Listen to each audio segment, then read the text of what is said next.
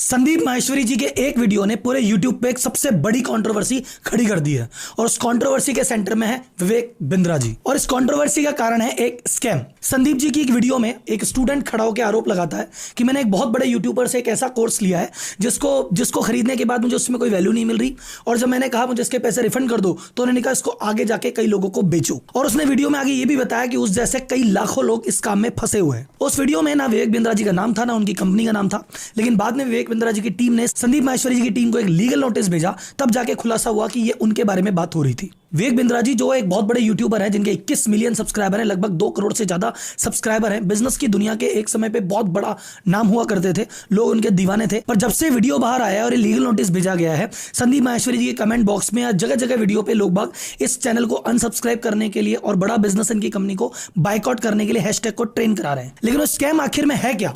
दुनिया जिसको स्कैम कर रही है वो वास्तव में स्कैम भी है या एक छोटी सी बिजनेस मॉडल की गलती?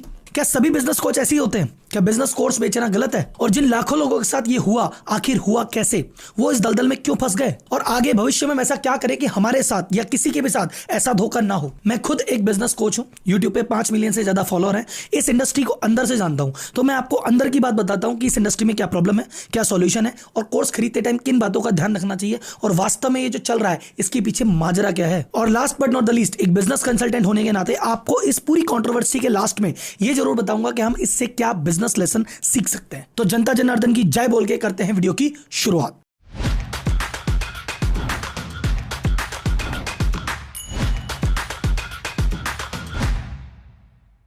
वीडियो में हम इन टॉपिक पे बात करेंगे। पहला, विवेक बिंद्रा जी है कौन और इतने बड़े बिजनेसमैन या इतने बड़े नेटवर्क इन्होंने कैसे बनाया। सेकंड, हम बात करेंगे कि आईबीसी मॉडल जिसको लेके तहल्ला है ये है क्या।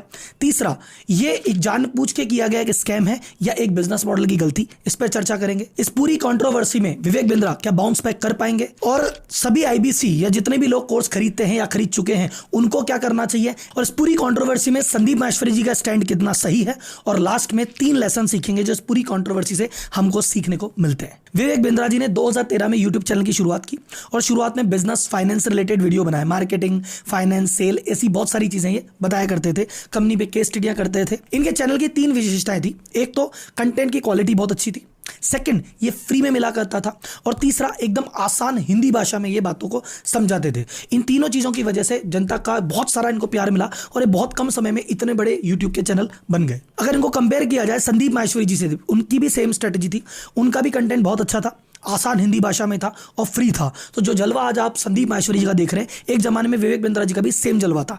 इनफैक्ट ये दोनों अपने अपने फील्ड के लेजेंड थे, और ये विवेक बिंद्रा जी संदीप जी के चैनल पे भी आए हुए हैं, तो अच्छी खासी दोस्ती थी। तो फिर आखिर हुआ क्या, अब देखते हैं। जब इनकी फैन फॉलोइंग बढ़ी तो फ्री में कंटेंट देते देते इन्होंने कहा चलो कोर्स बनाते हैं पेड वाला। पेड कोर्सेज बनाए, खुद ने बेचना चालू किया, इवेंट भी किए, वहां पे भी इन्होंने बिजनेसमैन को बहुत सारे बिजनेस की नॉलेज दी, लोगों ने सीखा, अप्रिशिएट किया, and everything was going great. पर उन्होंने सोचा मैं अकेला कितना बेच लूंगा, मुझे एक मेरा पूरा इंडिया लेवल पे नेटवर्क बनाना चाहिए, और जैसा हर आदमी चाहता है कि ग्रोथ करें, हर शहर में मेरा एक ऑफिस हो, उस ऑफिस में उसके नीचे टीम हो जो मेरा कोर्स बिजनेसमैन तक पहुंचा रही हो। अब इसको करने के 2 तरीके हैं, एक तो खुद के पैसों से खुद का नेटवर्क से कर लो, या एक फ्रेंचाइजी नेटवर्क में इसको बदल दो। उन्होंने सोचा फ्रेंचाइजी नेटवर्क में बदलते हैं। यहां तक कोई गलती नहीं है, everything plan is going great. इनका बिजनेस मॉडल सिंपल सा था, हर शहर में एक एक सीपी बना दो, चैनल पार्टनर, जो उस शहर को संभालेगा। उस चैनल पार्टनर के नीचे एक सेल्स टीम दी जाए जिसका उसका नाम था IBC, independent business consultant. IBC क्या थे? इन्होंने कहा कि भैया मेरे पास एक बहुत सारे कोर्सेज हैं जो बिजनेस की प्रॉब्लम को सॉल्व करते हैं।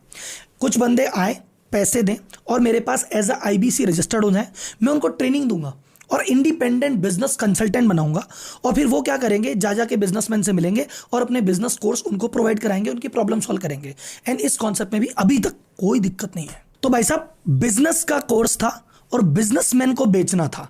अगर यही चीज बनती और यही चीज फॉलो होती तो आज इस वीडियो में अपन उनकी केस स्टडी डिस्कस कर रहे होते कि कैसे उन्होंने अभूतपूर्व बिजनेस खड़ा कर दिया। लेकिन एक चूक हो गई जिसकी वजह से इतनी बड़ी कंट्रोवर्सी खड़ी हुई है। वो चूक क्या थी? वो चूक थी wrong selection of IBC. Independent business consultant का मतलब क्या था?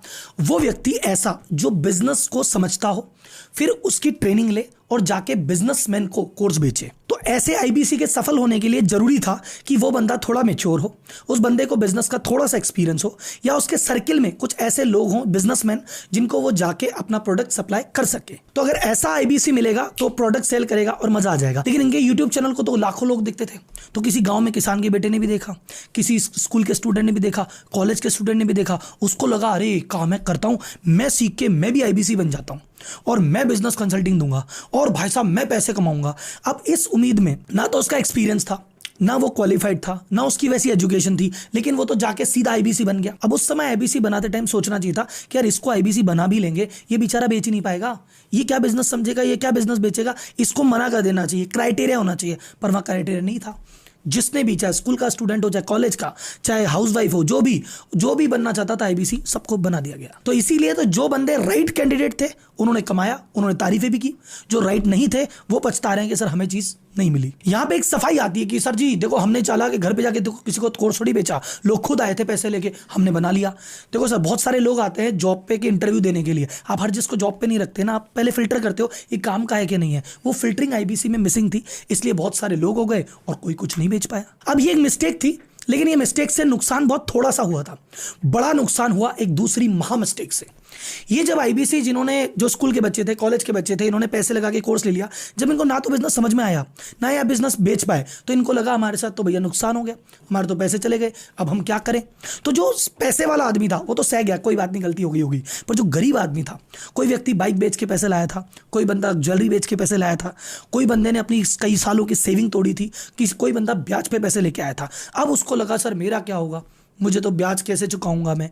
तो उसने कहा सर रिफंड कर दो।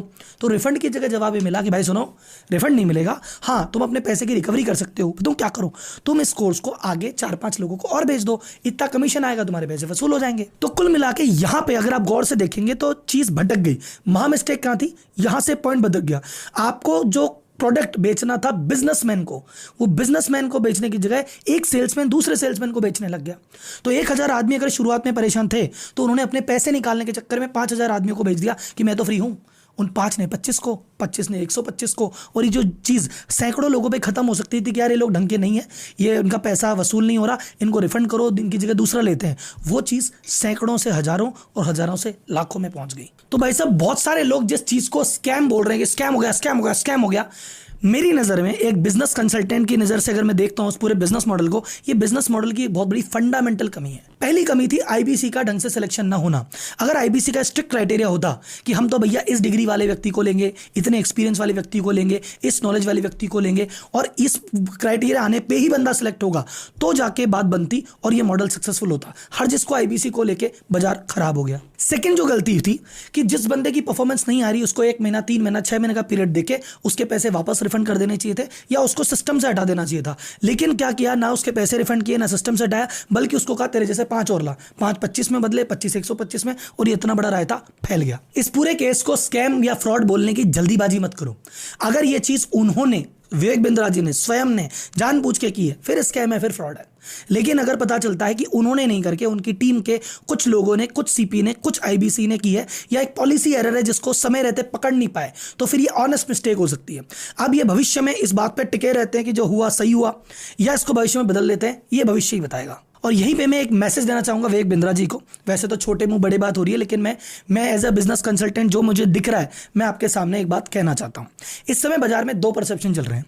एक धड़ा है जो समझता है कि आपने स्कैम किया है, फ्रॉड किया है, सब कुछ जानबूझ के किया है, आपको पता है इसके पीछे आप ही थे।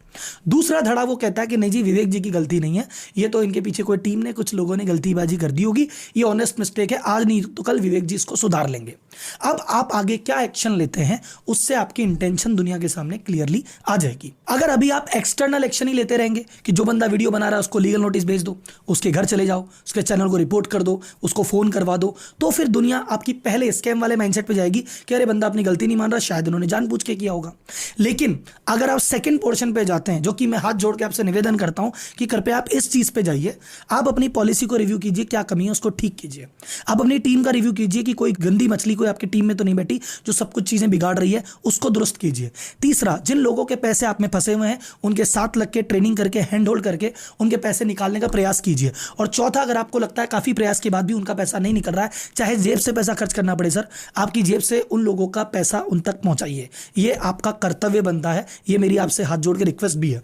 आपकी नेटवर्थ में देख कुछ करोड़ रुपए कम हो जाएंगे, लेकिन उन गरीबों के 20,000 25,000 जैसे ही घर में जाएंगे उनकी आंखें खिल जाएगी और उनकी दुआओं से आपका जो ये नेटवर्थ कम हुई है ना, ये डबल से बढ़ जाएगी। सर, संदीप जी और आप दोनों अपने अपने फील्ड के दिग्गज खिलाड़ी हो, लीजेंड हो, लेकिन संदीप जी ने पैसे छोड़े, प्यार कमा लिया, इज्जत कमा ली। आपने पैसे के चक्कर में वो प्यार चीज अभी हाथ से निकलती जा रही है। मेरी उम्मीद है कि आप सब ठीक कर देंगे, आप बाउंस बैक करेंगे, इन गालियों को तालियों में बदल देंगे। लेकिन जो मैंने आपको कहा सर, इन आईबीसीओ का, इन गरीबों का पैसा प्लीज या तो रिफंड कीजिए या इनको वापस दिलाने में मदद कीजिए। आईबीसी कम्युनिटी, जिन भी लोगों ने कोर्स खरीदा और आज परेशान है कि हम फंस गए, उनसे मेरा एक निवेदन है भैया, जब भी आप कोर्स खरीदें, किसी भी कोर्स को खरीदें, उससे पहले आप उस कोर्स को चेक कर लीजिए आपके ये काम का भी है कि नहीं, ये आपके लिए अफोर्डेबल है कि नहीं है। अगर आपकी जेब की कैपेसिटी है कि यार 500 रुपए अफोर्ड कर सकते हैं, सिर्फ 500 रुपए का कोर्स लीजिए और उसको सीख के, उस 500 रुपए की नॉलेज से सीख के 2,000 कमाइए, फिर 2,000 का कोर्स लीजिए और 2,000 का सीख के फिर 20,000 का कोर्स लीजिए। धीरे धीरे आगे बढ़िए, एक बार में कूदने से कुछ नहीं होगा।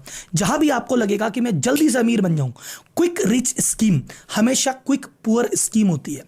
जल्दी से अमीर बनाने का हर वादा आपको जल्दी से गरीब बनाएगा, जल्दी से कर्जदार बनाएगा। कोई भी चीज खरीदने से पहले, चाहे प्रोडक्ट खरीदो चाहे सर्विस, बंदे से पूछ लेना भैया अगर नहीं समझ में आई, कुछ समय में रिफंड करना चाहूं तो रिफंड हो सकता है क्या। जिस बंदे को अपने प्रोडक्ट पे, सर्विस पे भरोसा है, वो रिफंड का ऑप्शन आपको जरूर देगा। और जाते जाते एक मैसेज संदीप माहेश्वरी जी के लिए, सर आप जैसे हो वैसे ही रहना। सर, आप ना तो बिजनेस कोच हो, ना बिंद्रा जी आपके कंपटीशन थे, ना उस मैटर में घुसने के आपको कोई पर्सनल फायदा होने वाला था, लेकिन आम जनता के लिए, आपके स्टूडेंट के लिए, आपके सब्सक्राइबर के लिए आप ऐसे व्यक्ति से लड़ गए जिसके पास पैसा भी बहुत है, जिसका नाम भी बहुत है, जिसके लीगल नोटिस भेजने का भी डर है, लेकिन आपने डरे नहीं, हिम्मत दिखाई और आपकी इस हिम्मत से बाकी सभी सब्सक्राइबर को हिम्मत मिलती है। इस वीडियो बनाने में मुझे भी रिस्क है, लीगल नोटिस आने का रिस्क है, भाई साहब मेरे घर पे 4 लोग आ जाएंगे इस बात का भी रिस्क है, मेरे पास फोन आएगा इसका भी रिस्क है, चैनल रिपोर्ट हो जाएगा इस बात का भी रिस्क है, बहुत सारा रिस्क है। लेकिन सर आपसे बड़ा इश्क है, इस इश्क के चक्कर में वीडियो बना दिया है, बाकी रब रखा। बस पूरी कंट्रोवर्सी से कुछ लेसन सीखने को जो मिलते हैं, आप अपने टैलेंट से दुनिया को वैल्यू देते रहो, दुनिया का भला करते रहो, दुनिया आपको सर आंखों पे बिठाएगी।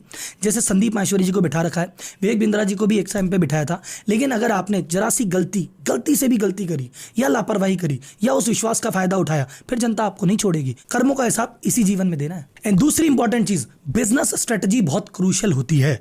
बिजनेस स्ट्रेटजी अगर सही बन गई तो सक्सेस है, और जरा सी गलती हो गई तो सक्सेस स्कैम में बदल जाती है। एक बिजनेस कंसल्टेंट होने के नाते बात कर रहा हूं। तीसरा, अपनी टीम, अपनी संगति बड़े ढंग से चुनो। कई बार हो सकता है आप अलग डायरेक्शन में, आपकी टीम, आपकी संगत आपको गलत डायरेक्शन में ले जाती है, चाहे वो गलत डिसीजन लेगी, आपकी टीम गलत डिसीजन लेगी, लेकिन जो अल्टीमेटली सूली पे चढ़ना है वो आप ही को चढ़ना है। तो जिम्मेदार आप ही हो, तो आप ये नहीं कह सकते मुझे ध्यान नहीं था, पीछे से किसी ने कर दिया। हर जिम्मेदारी आपको लेनी है, तो ये टीम बड़ा सोच समझ के चुनो। मेरे YouTube पे 5 मिलियन सब्सक्राइबर हैं, 500 से ज्यादा वीडियो बना चुका हूं। मैंने शार्क टैंक की सच्चाई भी बताई, मामा अर्थ की भी और अडानी जी की भी, लेकिन ये वीडियो ऐसी है जिसको लेके मुझे सुबह से लेके अब तक कई लोगों ने कहा है कि आपको वीडियो बनानी चाहिए और बहुत सारे लोगों ने कहा है कि वीडियो नहीं बनानी चाहिए। तो शायद ये मेरे करियर की सबसे रिस्की वीडियो मैं बना रहा हूं। अब इसके बाद क्या होगा क्या नहीं होगा, इसको लेके मैं और मेरी पूरी टीम तैयार है। आपका साथ बस बना रहे, ये छोटी सी इच्छा है। आपने अगर इस वीडियो से कुछ सीखा या आपको क्लैरिटी मिली, कुछ लर्निंग मिली, या आपको भविष्य में कोर्स को लेके या संदीप जी को लेके या विवेक जी को लेके कोई चीज लगी और आपको लगता है कि यार आईबीसी का हक उनको मिलना चाहिए, तो इस वीडियो को लाइक कीजिए, ज्यादा से ज्यादा शेयर कीजिए, हर ग्रुप में, हर लोगों तक, हर चैनल पे इसको पहुंचाइए। यही आपसे रिक्वेस्ट है। धन्यवाद। जय हिंद।